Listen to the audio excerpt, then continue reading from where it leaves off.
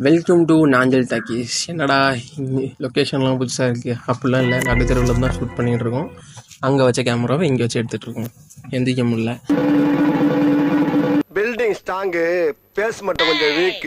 உங்களுக்காக ஒரு நாளைக்காண்டி 3 படம் பார்த்து ரொம்ப டயர்டாக இருக்குது. சரி, கமலஹாசன் சொல்கிறது தான், இதெல்லாம் சொல்லி கன்ஸ்டாக இருக்க முடியும். அது வேறு டிபார்ட்மெண்ட். வீரன்னா என்னன்னு தெரியுமா? எதுக்கடா பைத்தியங்கிற மாதிரி வளரிட்டு இருக்குன்னு சொல்கிறது புரியுது. பைத்தியமாவே இன்னைக்கு நாம் கொண்டு வந்திருக்க படம் என்னென்னா, சூரியரை போற்று மாதிரியான ஒரு படம். சூரியரை போற்று ஒரு பயோபிக்குன்னு சொல்கிறத விட ஒரு வலியை பிரதிபலிக்கிற ஒரு படம்.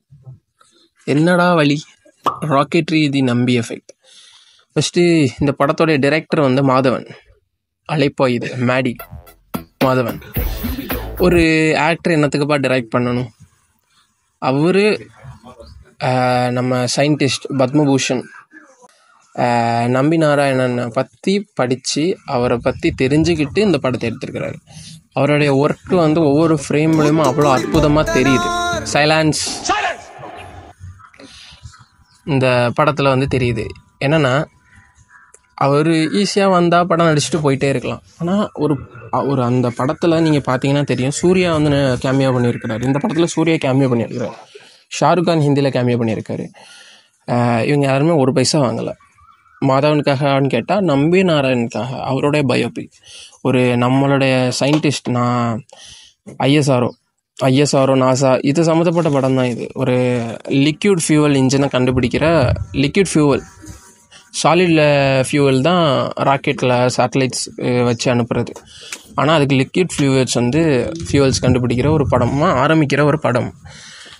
தான் நாட்டுக்காக அவருடைய ஃபேமிலி டைம், மெயினாக அந்த ஃபேமிலி டைமையே அர்ப்பணித்து இருக்கிற ஒரு ஹீரோ என்னென்ன பாடுபடுறாருன்றதான் இந்த மொத்த படத்தோட கதை. இந்த படம் வந்து எல்லாத்துக்குமே தெரிஞ்சிருக்கும், நிறைய ரீல்ஸில் பார்த்துருப்பீங்க. இது வந்து ஒரு சூரியரை போற்று மாதிரி ஒரு கொண்டாட வேண்டிய ஒரு படம்.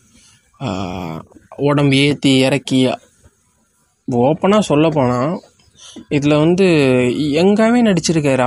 அவர் வயசு என்ன, அவ்வளோ எங்கே மாறி நடிச்சிருக்காரு. ஷேவ் பண்ணால் மாதவன் எங்கே ஆயிடுவார் அப்படிலாம் இல்லைங்க. அதில் வச்சு பார்த்தீங்கன்னா தாடி வச்சு வயசான தோற்றத்தில் வர்றாரு. அதுக்கு ரொம்ப அப்படியே நம்பி நாராயண் மாதிரியான ஒரு லுக்லேயே வர்றாரு. அதெல்லாம் சும்மா பண்ணிட முடியாது. இதுக்காக அவர் 2 பல் கூட எடுத்துக்கிட்டாருன்றது எனக்கு தெரிஞ்சு கேள்விப்பட்டேன். அதுவும் அந்த 3rd degree டார்ச்சர் சீன்ஸு, நான் எதுவும் ரொம்ப மெனாத்திக்கிட்டு இருக்கிறேன்னு நினைக்கிறேன். ஆனால் படம் அப்படி தான் எனக்கு வந்து இருக்குது. நான் நேற்றுக்கு நைட் அந்த படத்தை பார்த்தேன். ஒரு மனுஷனுக்கு இப்படிலாம் நடக்குமா? நம்ம நினச்சிட்டு இருக்கோம் நல்லதே பண்ணால் நல்லதே நடக்கும், ஆனால் உண்மையாகவே நடக்குதா அப்படின்ற ஒரு கேள்வி இருக்கும்ல. அதுக்கான ஒரு படம் தான் இந்த படத்தில். ப்ளஸ் மைனஸ் இந்த படம் ஏன் ஓடாமல் இருக்குன்றனா, ப்ரொமோஷன் கரெக்டாக தான் பண்ணாங்க, ஆனால் இது ரொம்ப இன்ஃபர்மேட்டிவாக போய் சேர்ந்துடுச்சு இந்த படம் வந்து எப்படின்னா சொல்கிறது, இந்த படம் வந்து ரொம்ப சீரியஸ் டோனில் மூவ் ஆகிற ஒரு படம் தான். இதில் வந்து ஷாம்ஷீஸ் மியூசிக் பண்ணியிருப்பார்.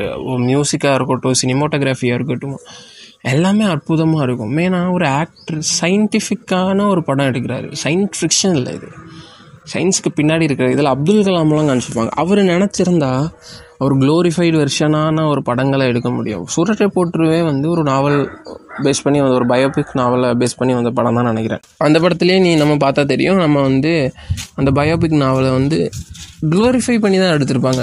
உண்மையாகவே அந்த சூரியரை போற்றுல உள்ள அந்த நெடுமாந்த ராஜாங்கம் அந்த கேரக்டருக்கு அவரோட உண்மையான பேர் வேறு. அந்த ராஜாங்கம்ன்ற பேருக்கு வந்து அந்த கேரக்டருக்கு வந்து ஒன்றுமே இல்லாமல் இருந்து, சப்போர்ட்டே இல்லாமல் இருந்துச்சுன்னா இல்லை, அவருக்கு ஏதோ ஒரு கிராபிங் பிஸ்னஸ் இருந்துச்சு.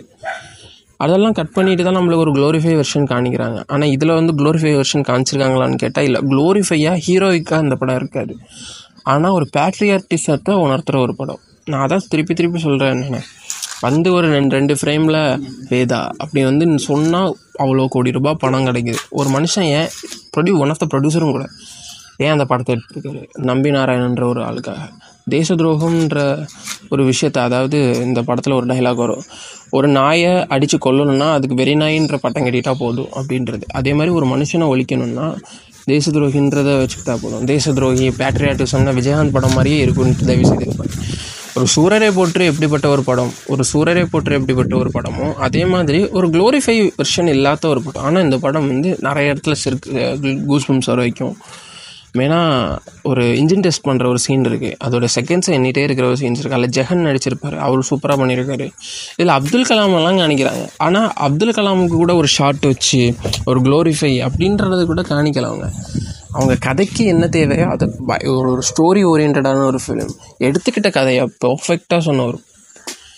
அதுவும் கிளைமேக்ஸை தாண்டி போகும்போது சிம்ரன் நடிச்சிருக்காங்க. அவங்க எல்லாரும் பயம் வரும் அந்த படம் பார்க்கும்போது. எனக்கு அந்த 2-3 சீன்ஸில் பயம் வந்து உண்மையாகவே இது ஒரு மனுஷனுக்கு நடந்திருக்குன்றப்போ அந்த மனுஷன் எப்படி இதுலேருந்து வெளியே வந்தாருன்றது ரொம்ப பயமாகவே இருந்துச்சு. அப்போ தான் நான் ஒன்று புரிஞ்சுக்கிட்டேன், நம்ம வந்து ஜஸ்ட் இன்னுமா வீட்டில் வந்தோம் இருந்தோம் தூங்கணும் அப்படின்றது இல்லாமல் நம்மளை சுற்றி என்ன நடக்குதுன்றதை தெரிஞ்சுக்கணுன்றது எனக்கு இந்த படம் பார்த்ததுக்கப்புறம் ரொம்பவே இதாக இருந்துச்சு. இது ரொம்பவே ஹாண்டிங்கான ஃபிலிம் தான் நான் சொல்லுவேன். ஆனால் ஹாண்டிங்கான ஃபிலிமாக அது எனக்கான படம் இல்லை அப்படின்ட்டு ஒதுங்கிறாதீங்க. இந்த மாதிரியான படங்களுடைய சஜஷன் வேணும்னா நான் நாஞ்சில் டாக்கீஸ்க்கு சப்ஸ்கிரைப் பண்ணுங்கள், ஷேர் பண்ணுங்கள், கமெண்ட் பண்ணுங்கள்.